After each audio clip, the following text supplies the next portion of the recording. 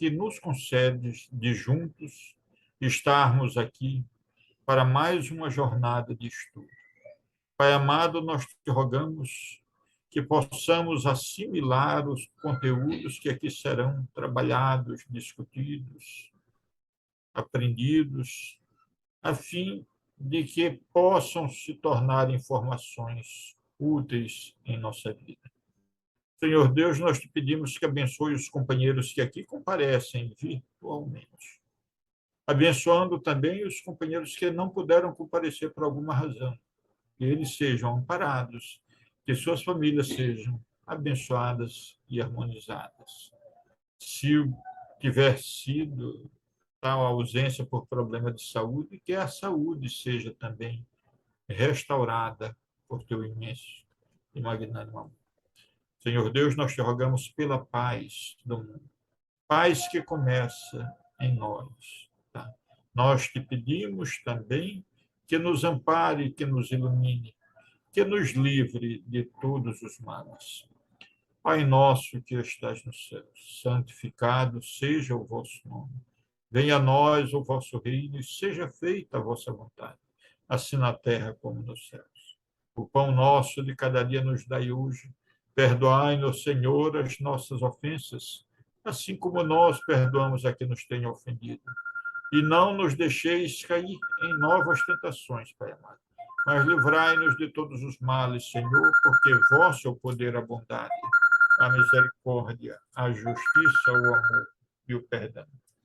E assim, Deus amado, Jesus, Mestre querido, neste estado de alma, nós os pedimos permissão para darmos por iniciado mais um estudo da obra básica Céu e Inferno, uma das obras da codificação na noite de hoje, te suplicando que o anjo bendito de tua paz esteja em nossos corações, nos ampare, nos conforte, nos console e proteja hoje, Senhor, agora e sempre, Pai amado.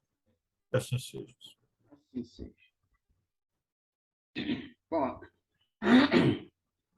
nós estamos continuando o estudo da primeira parte do livro dos Espíritos, do Céu e Inferno, o capítulo 11.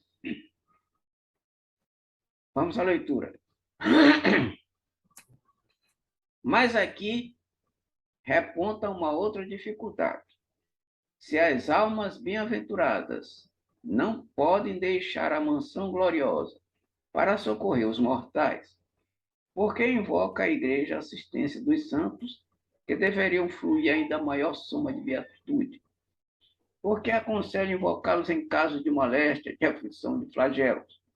Por que razão, e segundo essa mesma Igreja, os santos e a própria Virgem aparecem aos homens e fazem milagres? Estes deixam o céu para baixar a terra. Entretanto, os que estão menos elevados não o podem fazer. Ah, que coisa! Ou seja, uma total contradição. Né? Ou seja, diz uma coisa, prega uma coisa e depois distorce essa pregação. Ou seja, a pregação não é aceita. Sei lá, ou distorcida, ou mal entendida.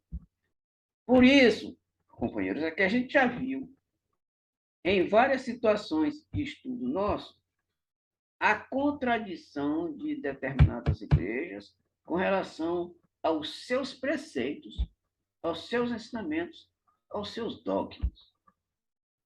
Que fala-se uma coisa e na prática é outra.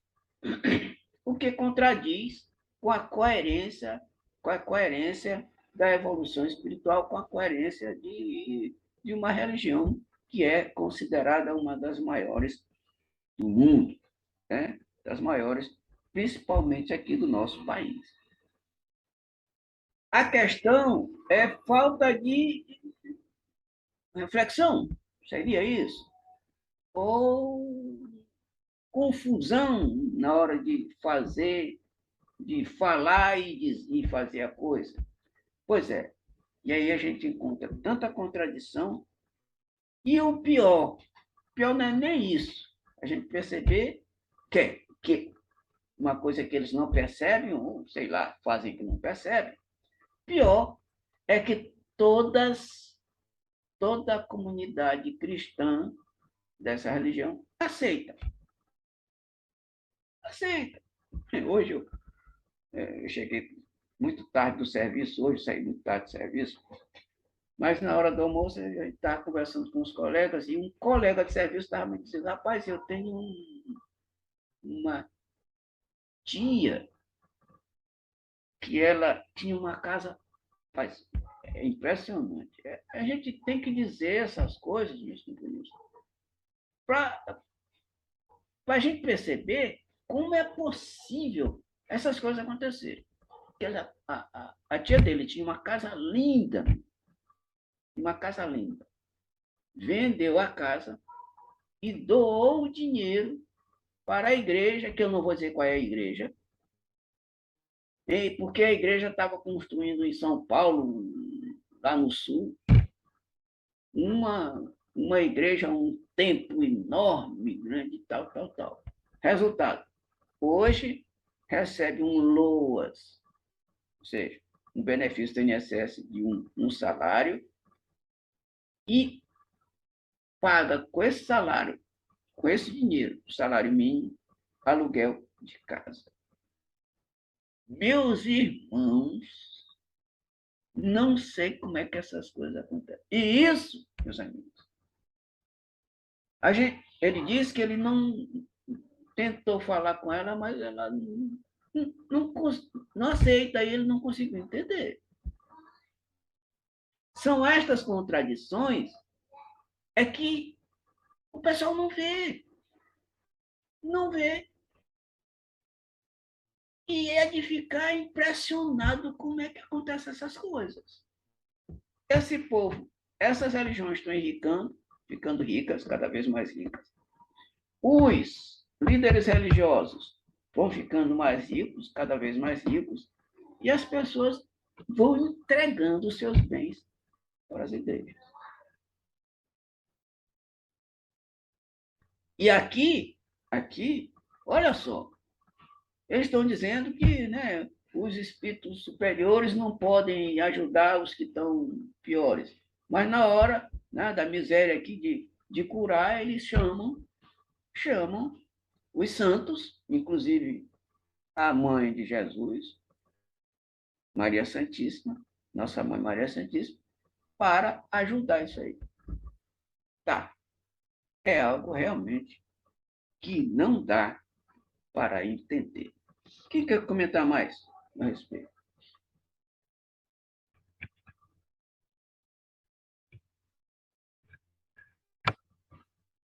Botei o microfone. Não, é apenas para dizer que é isso mesmo, quer dizer, é um absurdo que se possa imaginar que, hipoteticamente, digamos, eles pudessem ajudar aqueles que estavam mais próximos de uma possível elevação e não pudesse fazer isso em relação a quem estaria de fato necessitando. Necessitado.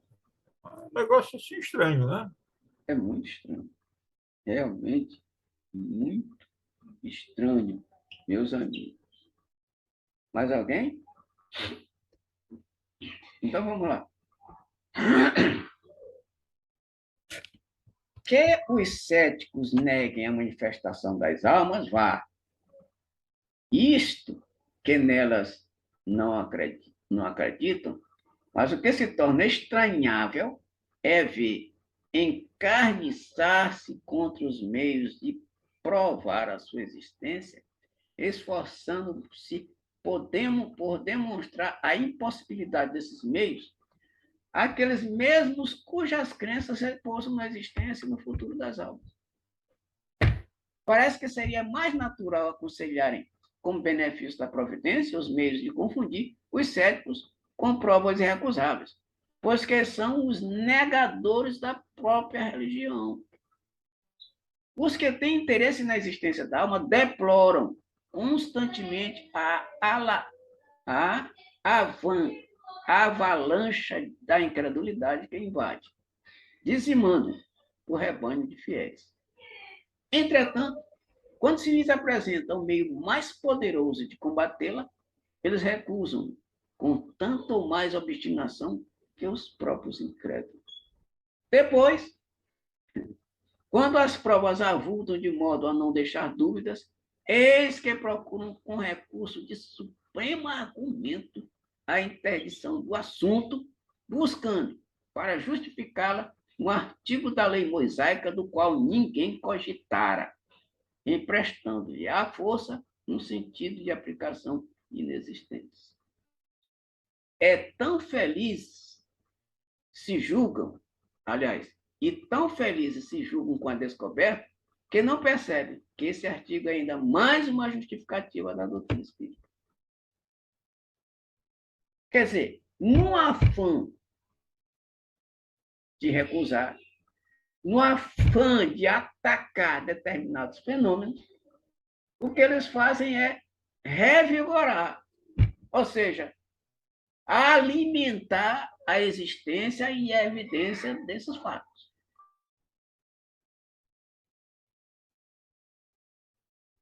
Porque realmente é de estranhar, porque isso significa que eles não raciocinaram quando resolveram tirar essa ideia. De lá, não raciocinaram. Ou seja, eles deviam pensar assim, bom, se a gente lançar essa ideia aí para o povo, para os fiéis, o que pode resultar dessa ideia? Não. É aquela história. Olha só, é aquela história, eles não entendem determinadas coisas. Ou, são ignorantes, não vão nem pensar a respeito de assunto. É só dizer que está lá, pronto. E colocar uns argumentos meio estranhos, esquisitos lá. Aí mesmo é que eles vão acreditar. Além de, no mais, eles vão acreditar porque nós, autoridades, estamos dizendo isso. Meus amigos, olhem, é algo de arrepiar os cabelos de quem não tem.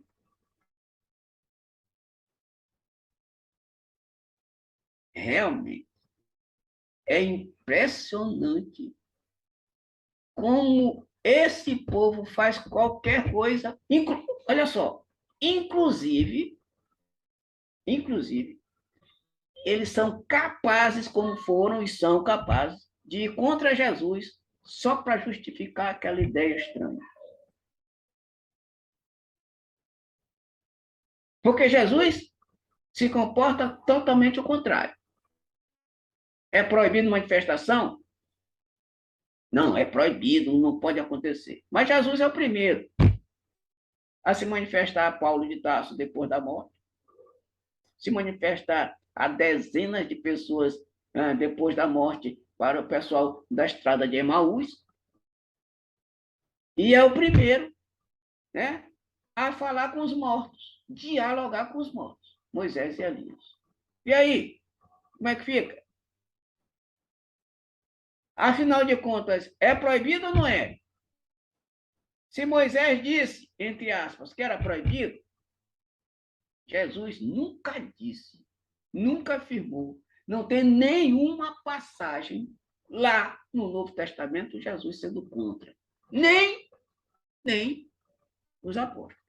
Pelo contrário, várias manifestações foram apresentadas aos apóstolos e eles receberam todas, etc, etc, conversavam com os manifestantes espirituais e pá.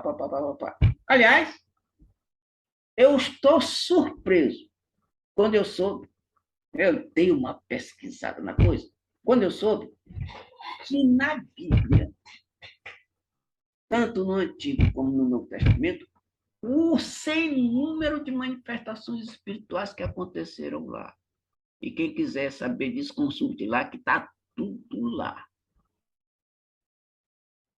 E por conta disso, tenho até vontade de escrever um livro a respeito do assunto.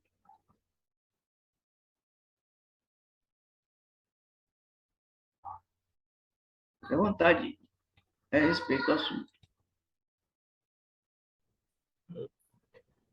Tá. Então, meus amigos, é isso que acontece. Eles são capazes de ir contra o próprio Deus para justificar as suas ideias estranhas. E, logicamente, essas ideias, como já falei para vocês, vão de encontro ao próprio Jesus. Mais alguém quer comentar? Sim, eu gostaria de fazer uma colocação em Diga. relação justamente a isso que tu falaste, a essa história da manifestação dos espíritos com proibição por parte de algumas igrejas ortodoxas, por assim dizer, né? Certo, certo. Aquelas mais tradicionais. Né? É curioso como se tenta negar um fenômeno que acontece e até sobre a salvaguarda dos próprios dirigentes. Por exemplo, das duas, ou a manifestação em línguas por parte, supostamente, de quem não conhece línguas que já estão mortas há muito tempo, mas que são realizadas com muita frequência nas igrejas evangélicas. Né? O fenômeno da fala em línguas ou da manifestação em línguas, das duas, um. Ou se trata de um fenômeno tipicamente espírita, tá? Que os fenômenos espíritas não são exclusivos da doutrina espírita, ou então nós temos que partir para a segunda hipótese, que eu prefiro acreditar que seja a menos viável, que seria, digamos, uma impostura, tá? Com o sujeito prodigalizando ou um ato anímico inconsciente, ou então dolosamente mesmo a manutenção de alguém em engano. Eu prefiro acreditar, na maior das boas vontades, né, com esses fenômenos, que eles tenham uma natureza espiritual. E como é que se vai negar o óbvio? Como é que se vai negar isso? Por outro lado, essas manifestações das falas em línguas são, hipoteticamente ou supostamente, do Espírito Santo. Como é que se pode ter esse tipo de certeza? Então, como tu disseste, Rubem, um poço de contradição isso aí. Mas não me impressionaria tendo em vista o que eu vejo modernamente, prodigalizada por um segmento pelo qual eu sempre tive o maior respeito. Mas nos últimos tempos tenho visto coisas difíceis de crer. Porque eu te digo que antes de ingressar nas fileiras da doutrina espírita, quando eu ainda era pequeno, eu tenho uma recordação disso, a minha mãe me fazia ir à Igreja Batista, que era a única igreja evangélica na nossa cidade de Pinheiro, à época. E eu conheci um pastor de almas que era realmente digno desse nome, Pastor Soares. Sujeito modesto, simples, exatamente o oposto do que eu vejo nos atuais líderes dessas denominações. Era um sujeito pacífico. E hoje eu vejo até, de alguma forma, o insuflamento de sentimentos menos nobres por parte de alguns em relação a outros segmentos. Né? Vejo situações que não condizem com a tradição que nos foi legada pelos que deram continuidade às manifestações do Cristo lá na Casa do Caminho. Mas, paciência. Vamos caminhando mesmo contra esses que insistem em negar os fatos. e para todos os momentos da existência, ou para todos os fenômenos existenciais. E em todos os tempos, inclusive nos dias atuais, meu querido Rubem, nós temos os negacionistas. Tá?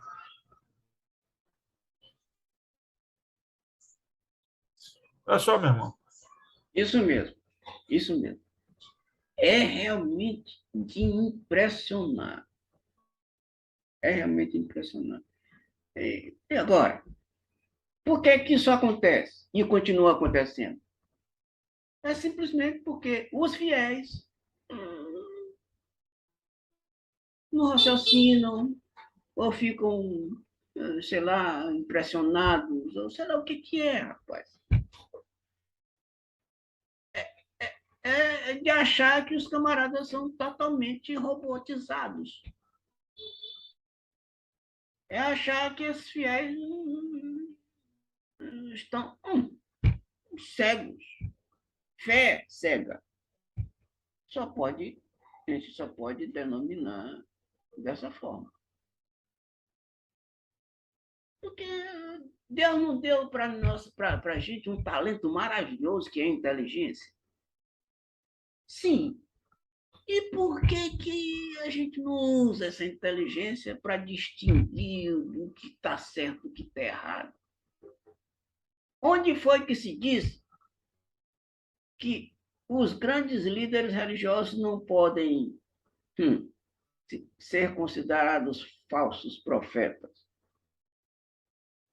Não podem mentir, não podem se aproveitar da situação de carência dos fiéis para. Eu conheço vários casos aqui em São Luís desse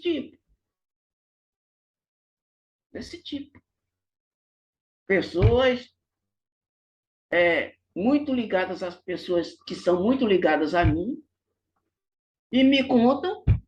Eu digo, não acredito que esse povo continua sendo um joguete nas mãos desses falsos profetas. Agora, eu não estou aqui dizendo que todo mundo é desse jeito. Logicamente que não. Temos as suas exceções, tá? Mas a maioria não é assim. A maioria, infelizmente, eu vou falar uma palavra forte, são aproveitadores. E aí é de realmente deixar a gente meio chateado com as coisas. Porque, olha só, nós espíritas, ninguém. Quer ver uma coisa? Os expositores espíritas, olha lá, Divaldo Franco, Raul Teixeira, Ossando Klinger, Haroldo Dutra Dias, e papapá, papapá, papapá, papapá. Esse povo não ganha nenhum dinheiro pelas suas pregações. Nunca ganharam e sabem que não ganham, que não é permitido. Não é permitido explorar os fiéis por conta da religião. Todos nós sabemos. Eu sou falador há muito tempo, há décadas, companheiro. Edilson sabe, Leda sabe. A gente vai para lá, doutor Edilson, você faz palestra também. A gente sai de casa cedo, olha só, tá? Então, como eu ia dizendo, né? Eu saio de casa, eu saio de casa, aí acordo cedo, por exemplo, no dia de domingo, né, que é um dia para a gente descansar, eu saio de casa cedo, no dia de domingo, que é um dia que, né, eu trabalho a semana toda e tem tal, aquele negócio todo, e domingo é o dia da gente descansar, eu saio daqui cedinho, pego meu carro, aí vou para lá para o Anjo da Guarda, aliás, para Vila Nova, que é mais longe ainda, fazer palestra. Ganho alguma coisa com isso? Não. Eu gasto minha gasolina, etc, etc, etc. Eu ganho dinheiro com o quê? Do suor do meu trabalho. Esse aí, nós temos orgulho de dizer que a gente não explora os fiéis, os nossos fiéis. Verdade. Que a gente tem o nosso sustento diário, graças a Deus. Verdade. Aí, meu irmão, as outras igrejas, todos eles fazem assim. E quanto maior o número de fiéis, melhor é o salário do líder. Maior é o salário do líder. Se a igreja for pequena, o salário é pequeno, de acordo com o dízimo que é pago, com as doações, etc, etc, etc. É algo realmente interessante. E o pessoal não vê. Isso é que eu fico meio assim, não dá para entender. Deixa para lá. Muito bem. 14, quer mais alguém falar? Eu vou aproveitar esse ganchozinho mencionado aí, porque exatamente para dizer o seguinte: olha, é, por que eu sou espírita? Eu devo dizer que sou porque eu sou espírita, não sou perfeito. Isso, Ninguém lógico. o é. Ninguém o é. Mas não estou tentando, não. Eu sou. Eu estudo, eu Certo. pratico aquilo que normalmente se determina que se faça, aquela coisa toda. E procuro ajudar também dentro das minhas possibilidades. É. Agora, te digo que não dá para aceitar. Eu acho que eu não teria como ficar ou me manter vinculado a uma denominação religiosa em que tivesse que pagar a história de dízimo. E não é por uma razão, não é que eu seja contra o dízimo, eu, pelo contrário. É. Tu sabes que lá as nossas atividades, quem banca somos nós espíritas, nós que somos os ceareiros, os obreiros. Tá? Isso. Mas nós fazemos isto sem nenhuma obrigatoriedade. É. Nós não vamos deixar o templo cair. Isso. Então, vamos consertar. Como é que vamos fazer? Botando a mão no bolso, pedindo auxílio de um ou de outro, né? Uma doação aqui, outra ali, etc. Não vamos deixar as pessoas ficarem sem água. Compramos do nosso próprio bolso, sem ter que pedir nada a nenhum dos frequentadores. Perfeito. Eu acho que é preciso que a gente atente para aquela observação que está lá nos evangelhos. Dai de graça o que de graça receber. Não pode a palavra de Deus ser ministrada mediante remuneração. Mas as pessoas, isso é uma tradição muito antiga, vem desde o período do Cristo, em que se doava ao templo, aquela coisa. Gente, eu digo para vocês, meus irmãos, que qualquer doação compulsória não é o valor. Que talvez até a gente pudesse fazer isso. É o simbolismo disso aí. Tá? Porque quando você faz isto por uma imposição, é como se você estivesse remunerando o ensinamento que obtém da palavra de Deus, que deve ser facultada, deve ser levada a todos. O próprio Cristo determinou que os seus apóstolos, né, que os seus discípulos, além dos 12 que estiveram com ele mais proximamente, fossem e divulgassem o Evangelho entre todos os povos, incluindo os gentios. Por quê? Porque alguém vai se fazer remunerar para isso. E isso que tu falaste é uma verdade, Rubem. Quanto maior o aporte financeiro da denominação, maior a remuneração daqueles que Lideram. eventualmente Lideram. ministram. Né? É isso.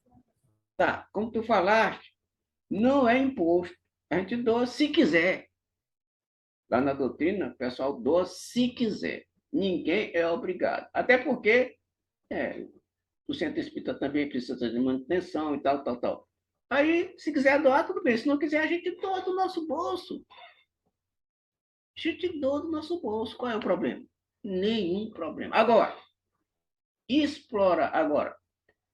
Fazer com que os fiéis vendam suas casas para doar para o centro espírita, isso não existe, nunca existiu, nem vai existir. Isso é um negócio extremamente absurdo. Isso eu estou falando só da casa. Tem gente que doa, além de casas, carros, papapá, papapá, um monte de outras coisas. Pois é, meus amigos. Então vamos continuar a nossa leitura. Todas as razões alegadas para condenar as relações com os espíritos não resistem a um exame sério. Pelo ardor com que se combate nesse sentido, é fácil deduzir o grande interesse ligado ao assunto. Daí a insistência. Vendo esta cruzada de todos os cultos contra as manifestações, dir-se-ia que delas se atemorizam. Essa aqui é muito interessante. O verdadeiro motivo poderia bem ser o receio de que os espíritos muito esclarecidos viessem instruir os homens sobre pontos que se pretende obscurecer, dando-lhes conhecimento, ao mesmo tempo e certeza de um outro mundo, a par das verdadeiras condições para neles serem felizes ou desgraçados. A razão deve ser a mesma, porque se diz à criança, não vá lá, que há lobisomem. Ao homem dizem, não chameis os espíritos, são o diabo. Eita, coisa linda, amigo. Não importa, porém, impedem os homens de os evocar. Mas não poderão impedi-los de vir aos homens para levantar a lâmpada sob o alqueire. O culto que estiver com a verdade absoluta nada terá que temer na luz, pois a luz faz brilhar a verdade e o demônio nada pode ir contra ela. Então, a razão está aí, meus amigos. A razão deles. Medo, pavor de que os fiéis venham assim, clarear a mente e perceberem que aquilo que está sendo falado é que nem dizer, como disse aqui o texto, menino, não vai aí que aí tem lobisomem. Aí o menino fica com medo e não vai. Mas lobisomem não existe. Assim como não chame os espíritos que são demônios, porque demônios não existem.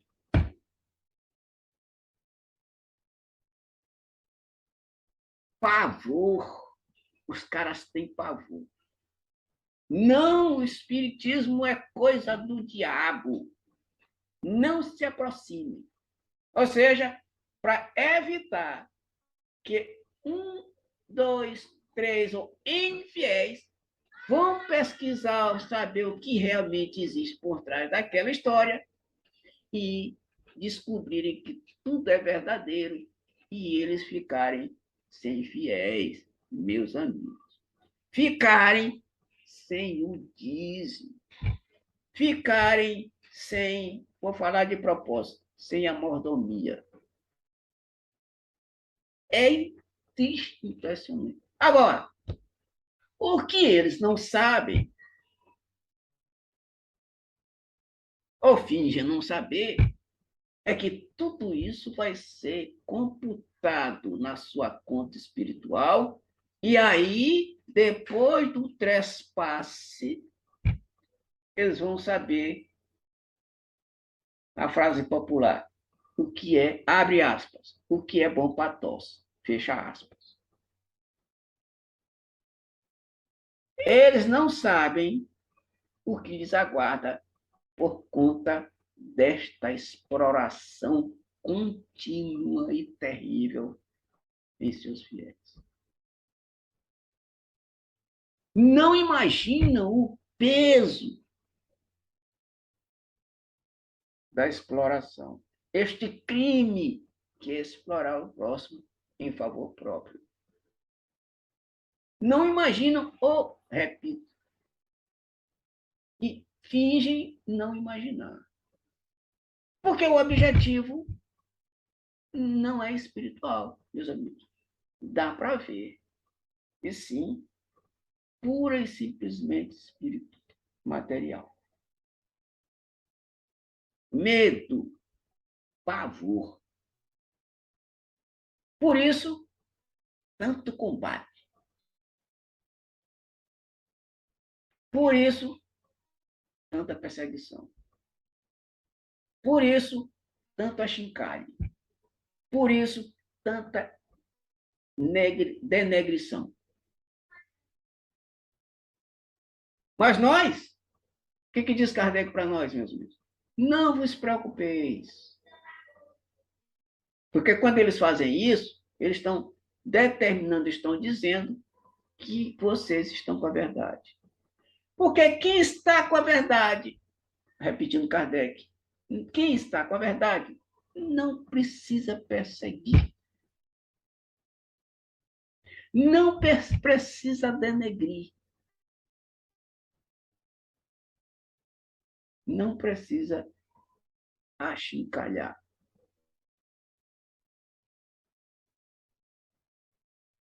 Ai deles! Eles não sabem o que os aguarda. Não sabem. Se soubessem, mudariam de atitude radicalmente, meus companheiros. Mais alguém?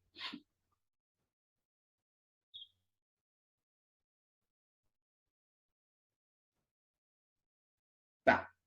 Então, vamos só mais uma para a gente encerrar a nossa conversa de hoje. 15. Repelir as comunicações de além-túmulo é repudiar o meio mais poderoso de instruir-se, já pela iniciação dos conhecimentos da vida futura, já pelos exemplos que tais comunicações fornecem. A experiência nos ensina, além disso, o bem que podemos fazer, desviando do mal os espíritos imperfeitos, ajudando os que sofrem e desprenderem-se da matéria e a se aperfeiçoarem. Interdizer as comunicações é, portanto, privar as almas sofredoras da assistência que lhes podemos e devemos dispensar. Isso aqui é muito bacana, Turinho. As seguintes palavras de um espírito resumem admiravelmente as consequências da evocação quando praticada com fim caritativo. Aqui, a comunicação do espírito. Todo espírito sofredor e desolado vos contará a causa de sua queda, os desvios que o perderam, esperanças, combates e temores, remorsos, desesperos e dores. Tudo vos dirá, mostrando Deus justamente irritado a punir o culpado com toda severidade. Ao ouvi-lo, 2 sentimentos vos acometerão, o da compaixão e o do temor. Compaixão por ele, temor por vós mesmos, e os seguirdes nos seus queixumes. Vereis, então, que Deus jamais o perde de vista, esperando o pecador arrependido e estendendo-lhe os braços, logo que procura regenerar-se. Do culpado vireis, enfim, os progressos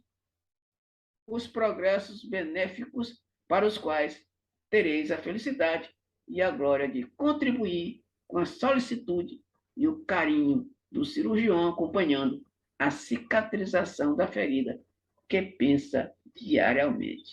Bordeaux, 1860. 161. Olha só aqui, meus amigos. Então, eles estão evitando um novo, primoroso, mais profundo ensinamento, que é o conhecimento do mundo espiritual que os espíritos superiores, primeiramente, através do livro dos espíritos, nos trouxeram, através das suas respostas, privando seus fiéis de conhecer aquilo que é de mais encantador depois do conhecimento material, evitando que os espíritos que estão do lado de lá possam ser ajudados e se encaminharem para o bem. Eles se esquecem, companheiros, da parábola do filho pródigo, contada por quem? Por Jesus. Esta parábola é uma maravilha no que diz respeito à volta do pecador arrependido para o seio do Pai, demonstrando lá na parábola que o pai recebe o filho arrependido de braços abertos e lhe faz uma festa.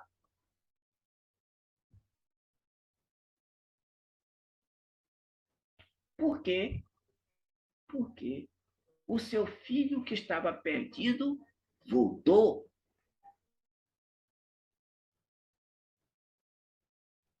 A alegria não é pelas ovelhas que estão salvas, e sim por aquela ovelha que está perdida e foi recomposta ao seu aprisco.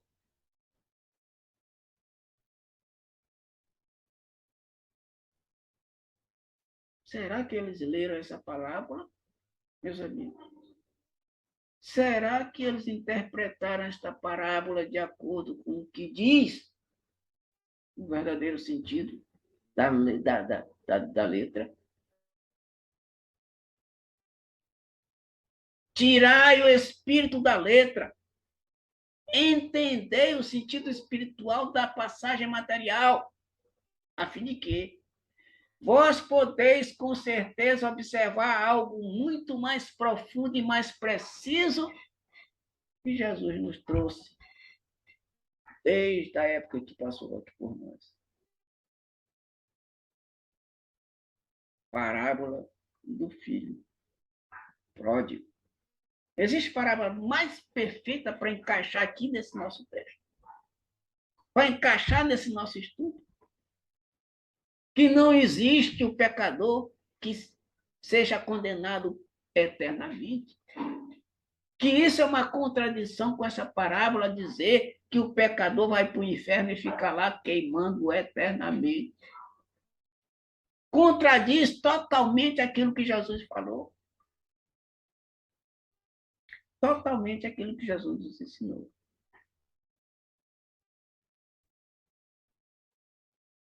Será que eles entenderam o sentido da coisa? Será que eles entendem o sentido de todo o evangelho? Quando Jesus ainda dizia, o filho do homem não tem onde reclinar a cabeça. E as igrejas são ricas. E cada dia que passa são mais ricas. E gastam muito. Totalmente contrário ao que Jesus dizia. O filho do homem não tem onde reclinar a cabeça. Que coisa mais esquisita e estranha. E se aplaude. Né? Se aplaude. Esses companheiros são aplaudidíssimos. São aplaudidíssimos. Porque não dá realmente para entender. É algo completamente estranho e misterioso para mim. Mais alguém?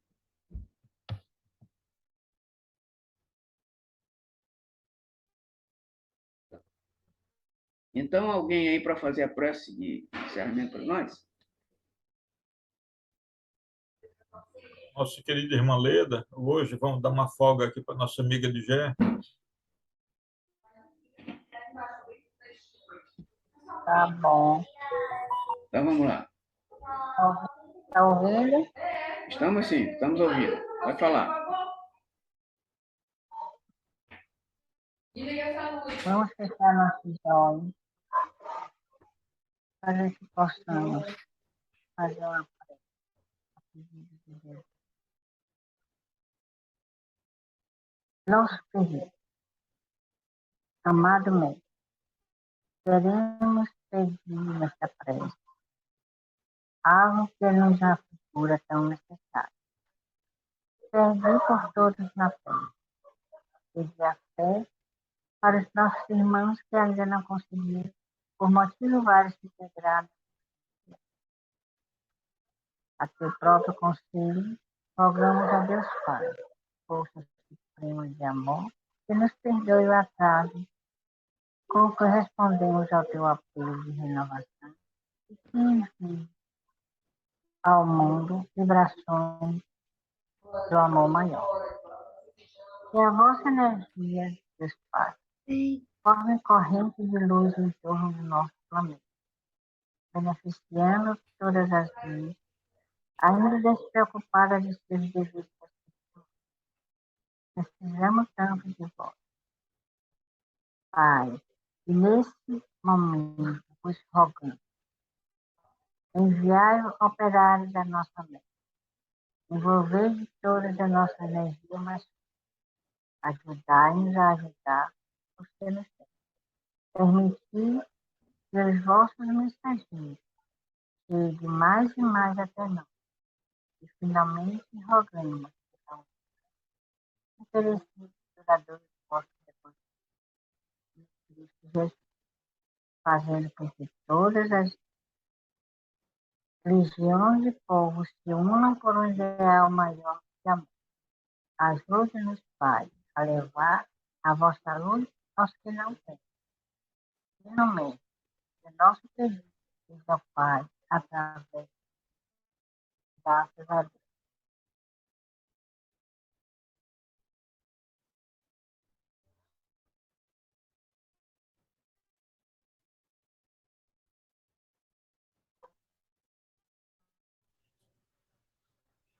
Assim seja, amiga. Assim seja. Pessoal, boa noite. Amém.